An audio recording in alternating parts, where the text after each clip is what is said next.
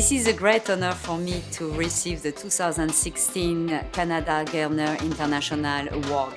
CRISPR-Cas9 is a wonderful example of the importance of basic research, demonstrating its relevance for translational science and relevant medical applications.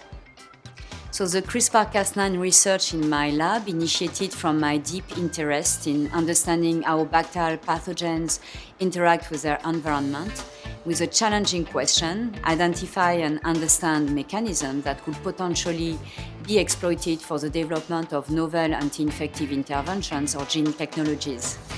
I have always been interested in understanding the mechanisms by which bacteria cause diseases, and we set out to identify mechanisms that could ultimately be exploited for new anti-infective therapeutics or new gene technologies. And so we ended up working on CRISPR-Cas9 and showed that there is an RNA called tracer RNA that is involved in the mechanism by which this RNA forms a duplex with CRISPR RNA and is activating the maturation of the CRISPR RNA.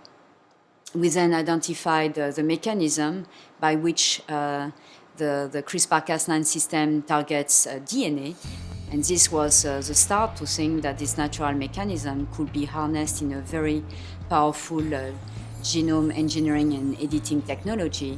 So this is really the curiosity and the quest for knowledge that drives me to do research.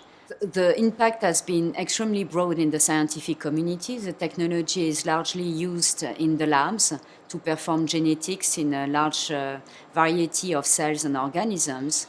And it has already an implication in medicine by its role in understanding the mechanisms of diseases and by engineering new animal models, new humanized animal models, and new types of screenings to find new targets for therapeutics.